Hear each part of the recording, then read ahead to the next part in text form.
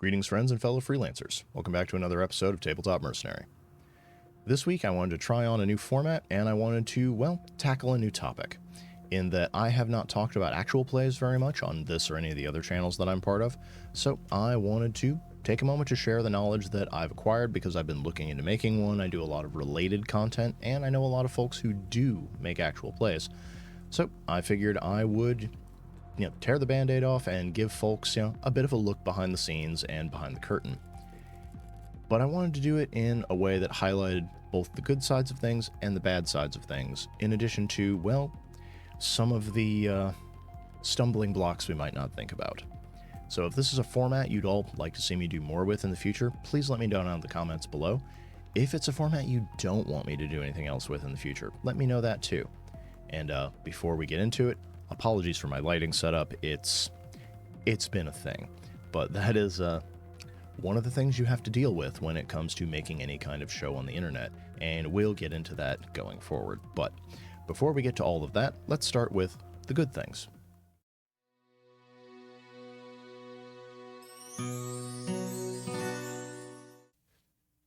Actual plays for RPGs have been, they've been industry changing, if I'm not going to lie about it. There is no understating the amount of energy things like Critical Role have brought to tabletop RPGs.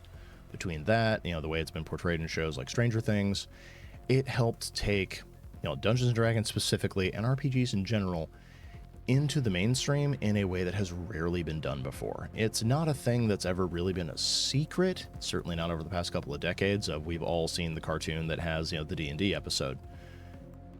But people are aware of it in a way they haven't been any other time in my life, at least. And actual plays, because of that, have sort of cemented themselves as part of the media landscape. And because of that, that helps with one thing at least of, it lets you know there's a market. That market fluctuates, as any market does, but you can go out there, you could make something, and you could entertain people. And because there's such a low bar of entry, literally anyone could try this. As long as you have the ability to record yourself and your friends, you could take a shot. It's kind of like self-publishing in that way of, if you are capable of writing a book and putting it together according to the Amazon guidelines or any of the other self-publishing platforms out there, you can make your book and you can sell it. And that is a thing that is important to remember because,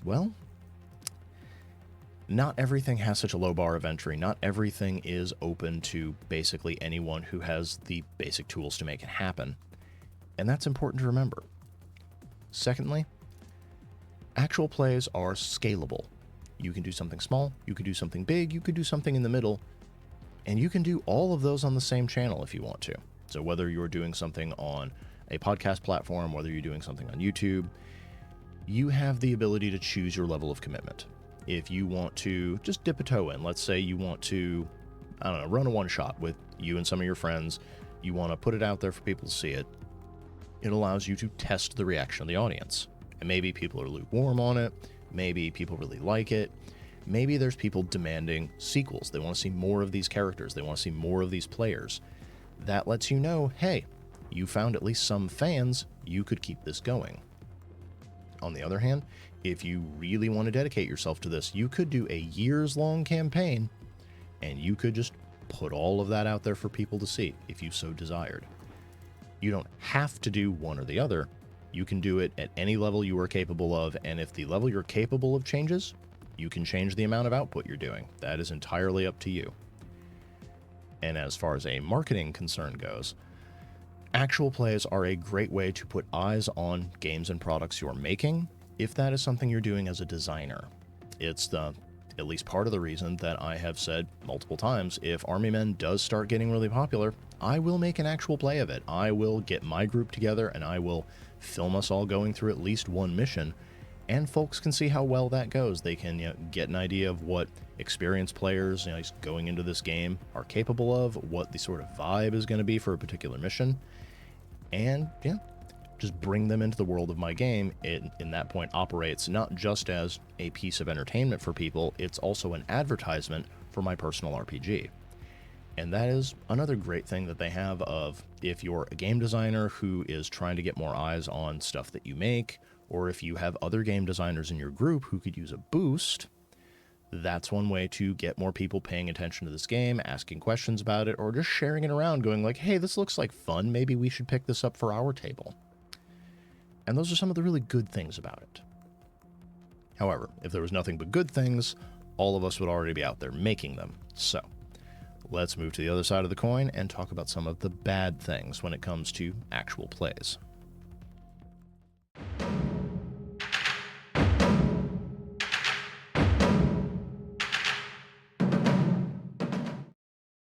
So everything isn't all sunshine and roses, obviously. Yeah, as the song goes, it's being a rock star is a fun job, but it's still a job. And a lot of the things that fall into the bad category that I have set for this are things that happen behind the scenes. They are the frustrations that you have to deal with. They are the annoyances that come with making any kind of show, and that a lot of folks don't really think about. And one of the major bad things is the sheer amount of time and energy it takes to edit. And this is also something you see with people who write novels for the first time, people who are involved in other parts of the publishing industry, we all know what it takes to make a rough draft. When we think of making an actual play, we think of, setting up the cameras and going through the game and capturing the really good lines. We don't usually think about the hours of editing that comes after all the footage is captured. It's sort of like making a movie in Hollywood, or, as I said, writing your first draft of a book. That first draft is very important. You won't have anything if you don't do it, but you have to edit that, and the editing usually takes way longer than the actual writing process. And this is things like you have to go through and get rid of all the swearing, you have to cut out all the flubs, you have to cut out all the dead space, you have to make sure you have the right camera angles, you have to do all of those things. Or at least you should, depending on your group and their flow. It's entirely possible that you just have a natural sounding rhythm and you can just leave things out there as they are. But that is the exception rather than the rule. And there are tools for this, there are ways to speed it up, and experience helps a lot, but the editing for both the video and the audio, whether you're doing everybody in one room and you have cameras set up to look at all the players, or whether you're doing a recording of an online platform and you're all running remotely, there's going to be a lot of tinkering that you have to do, and that is something that a lot of folks may not think about because it's not part of the fun, sexy process. And it is really what it takes to make your show good. You have to cut out all the verbal typos, essentially. And even if you're just doing nuts and bolts, polish things up so that it looks good to the audience, if you're not doing any fun voice effects, if you're not doing any fancy filters, it still takes a lot of time, and that is time and energy that we often don't account for. And it gets even worse if the editing gets to a point where you realize, oh, someone's mic was off for a particular section, or someone kept spiking, and then you have to re-record. And that is where things can get a little crazy. So those are just stumbling blocks to keep in mind going forward. In addition to just all the editing, you really need to remember that, you're on a schedule. When it comes to creating a show like this, whether you're on a podcast platform, whether you're doing a YouTube channel, you have to be able to deliver on time, not just for your audience, though that is an important part of it. If you tell people there's going to be an episode on every Friday and you're not delivering, people are going to get mad at you, and a lot of them might just stop tuning in because you're not reliable, or they'll wait until the show's entirely done and they tell themselves that they'll come back and watch it, but by then they'll have forgotten that you exist. And so it might be years and years later until they actually remember that you were a thing and look down to see if you ever finished it. And that is very frustrating. But the other part of it is the platforms themselves will punish you if you don't keep a schedule. YouTube in particular, if you're planning on getting on this platform, throws a bit of a hissy fit if you don't regularly upload. I believe once a week is usually the accepted norm.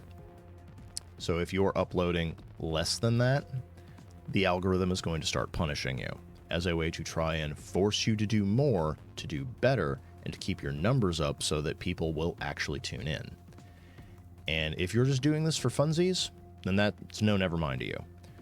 On the other hand, if you are planning on doing this as like either a side hustle or a genuine business venture, You want to make sure that you are keeping the algorithm happy and that the platform isn't, well, upset with you. So you need to actually stop and ask, how long is it going to take to make an episode? Not just, you have to schedule everyone, which is the bane of any RPG's existence, but you have to schedule everyone, you have to set up all your tech, you have to get all of your recordings, you have to edit those recordings, and you have to release them on a regular schedule.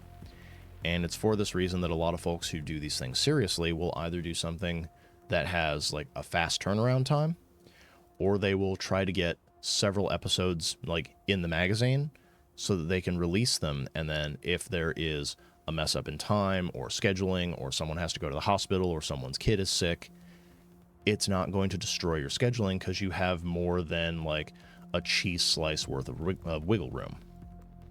So those are all things to keep in mind, because a lot of the time you don't see those because they happen out of the public eye. They're not things that people talk about because it's not the fun part of the process for a lot of people. But that's the good and that's the bad. What's the ugly?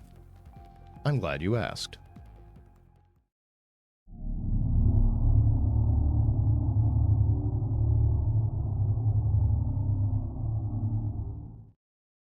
So we've covered the first two parts of this. And a lot of the things that happen in this section, I waffled a bit. Do these belong in bad or do these belong in ugly? And for ugly, I wanted to have things that are either misconceptions or things that people really don't think about when it comes to making something for entertainment purposes. Because probably the best metaphor for this is, just because you can do something does not mean you can teach someone else to do it. Anyone who's ever had a professor whose major qualification is they were a professional in the industry they're talking about knows what it is I'm referring to. These are two different skill sets, and while some people might have both, it's not guaranteed that you do. Just how being a good player doesn't necessarily mean you'd make a good game master, and vice versa. Being good at RPGs does not necessarily mean that you would make a good actual play, because the skill sets are completely different, and just the thought process is completely different. Because when you are just playing an RPG at home with your friends, just hanging out, having a good time, that can feel, it's very fun. That's why we do it. But you're not playing RPGs for you and your friends now. Now you're doing it for an audience, which means that you need to be entertaining. You need to be confident. You need to be able to have good camera presence. You need to be able to, follow all the rules of being on camera. And you, need to be fun to watch. You need to be fun to listen to. And that is a thing that a lot of us don't make that leap to. Another good example of this is people who are on Twitch. A good example I would watch is KHR Arts for Alice Liddell, or Alice the Author. If you have not checked out her YouTube channel, if you haven't followed her on Twitch, her info is down in the video description below. I highly recommend giving her a look. She's a great way to spend your time in the evening if you like people who just play fun, cozy games. But having seen behind the scenes for what Alice does, there's a huge difference behind the way that she plays video games for herself and the way that she plays video games for you all out in the audience. Because if Alice is just playing Minecraft by herself, she is just slumped in her chair with a hoodie over her shoulders, complete deadpan expression, not talking to anybody, not saying anything, not doing anything. If her fingers weren't moving, you'd think she was dead. If she's playing for the audience, she has to keep up a constant stream of patter. She has to talk to people. She has to check chat. She has to put on a fun, fancy costume. She has to make it fun for everyone. It has to be engaging. And that's the difference of you're still performing essentially the same task, but now you're doing it with a focus beyond your personal enjoyment or your friend's personal enjoyment. You're doing it for all the people out in the audience who may or may not be there. And that is an attitude that is just a philosophy that not everyone takes. It's much the same way that you can write a book for yourself, but if that book doesn't have an audience, nobody's going to buy it, nobody's going to read it. If you're doing this actual play for yourself and your friends, whatever, just throw it out there. If it happens, it happens. If you're planning on doing this as an entertainer, how are you entertaining people? What are you doing? And that's important to remember. For another aspect is that, as I mentioned, it's a genuine part of the industry now, but actual plays are very competitive. There are so many new ones coming out, and so many old ones that are already established. Why would people watch yours instead of all those other ones? Why would they watch yours instead of one that they've already seen and already know they enjoy and want to comfort watch again? You're essentially new material to a lot of people, so what are you doing to differentiate yourself from everyone else out there who has already done or is doing the same thing you're doing? Do you have a fun set? Is everyone in costume? Are you playing a popular game? Are you playing a less popular game that not everybody is playing? Are you audacious? Are you fun? Are you like a little bit lewd? What are you doing to stand out from the pack? Because having a unique selling point is a huge part of why would people watch you? What are you doing differently from everyone else in this format that everyone's already playing with? And that is really the ugly side of things, because it really gets into the business-minded part of it. And from what I have seen, a lot of folks who want to do actual plays, they're thinking of it still from a player or a game master perspective. They're not thinking of it from a business person's perspective. And when you find out that the things that make your show successful are not the things that you actually enjoy about RPGs, that can be a little disheartening. It can be a little frustrating, especially if you're not familiar with that mindset. If you have not actually been a customer-facing persona in any job you had previously, if you've never been an entertainer, if you've never been in theater, if you've never done anything like that, you tend to think of it as something for yourself first that you hope the audience will enjoy, rather than something you're making explicitly for the audience's enjoyment. It's sort of the difference between being a regular game master and being a paid game master of, yeah, when you're just doing a game for yourself and your friends, you're enjoying things, you're kicking around ideas, you're running a game and telling a story that you all like. If someone puts cash in your hand, you are no longer doing this for you. If you can have fun doing it, more power to you. But your job is to provide an experience for these people who've come to you.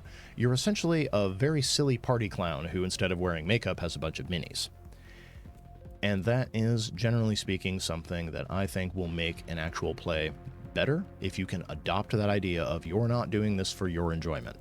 You should have fun with it, but the primary consideration is not whether you're having fun, it's is the audience enjoying it? Is the story you're telling good? Are you putting in a good production so that people who are putting their butts in their seats to watch what you're doing want to see more of it?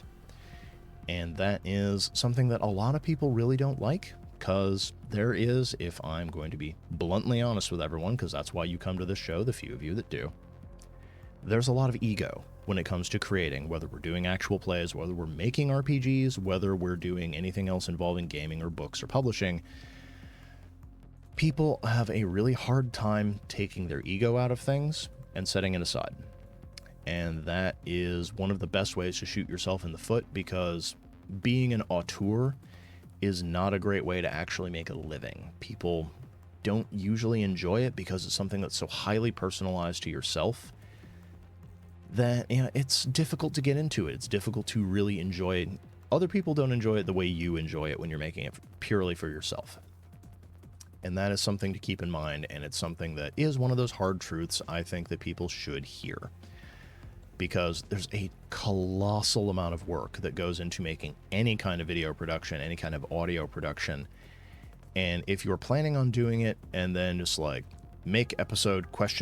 Money, it's really not the way these things work. And that is probably the last thing I would put in the ugly section of, you can literally do everything right and still fail when it comes to actual play RPGs, when it comes to RPGs and publishing in general. Of you can have fun friends, you can all be engaging, you can be good on camera, you can have the right equipment, you can put all of the spit and polish into your editing, and you can get your shows up on a regular basis, and something will just go wrong. Or maybe you played a game that nobody was interested in, or somebody just didn't like your face. Whatever it is, of you can do all the things right, you can tick all the boxes, you can spread the word far and wide, you can be a guest on other podcasts, you can go to conventions, you can tell everybody, you can shout this whole project from the mountaintops, and you'll still have 100 views per video and you'll never get monetized. That is probably the ugliest part of this whole setup of, you can put in a colossal amount of work, make the best product you can, really put together a show that you have your full heart into, and it goes nowhere. which is why, I do not want to discourage anyone from sitting down and trying to do an actual play or trying to get it together with their friends and really make something happen. We need people to put actual heart into our stories, our products. We need people to make human-made art, in case anyone was worried about my stance on that subject. But it is also important to remember that we live under late capitalism, and it's terrible. So if you don't already have an amassed audience of people who are willing to watch the stuff you're doing, who are interested in listening to what you're putting together, this is a roll of the dice. And it's entirely possible that they come up snake eyes and you'll put in months to years of effort for it to go nowhere. So, I'm not saying don't do it. I'm saying don't quit your day job, sell everything you have for 3 months of rent, and hope that it'll be making bank by then. I have met people who have full studios and celebrity casts and a bunch of other things, and it still barely covers the bills. So just keep in mind that if you're going to do it, you should go in hoping for the best and prepared for the worst. Because, as they say, the best way to become a millionaire in publishing is to start off as a billionaire and, well, hope you don't lose too much. But that was my thoughts on this topic for this week. Let me know what you thought about the format down below, if this is something you'd like to see me do for other topics, and if it is, what other topics do you think deserve this Clint Eastwood-style treatment? And that's all for today. So hopefully you found this topic interesting. Let me know if there's anything else you want me to cover, any questions. Oh dear, I wonder if that showed up on the mic. There's a thunderstorm going on outside, so I'm going to end this before something knocks out my power and messes up my recording. So, till next time, this is your Tabletop Mercenary, signing off.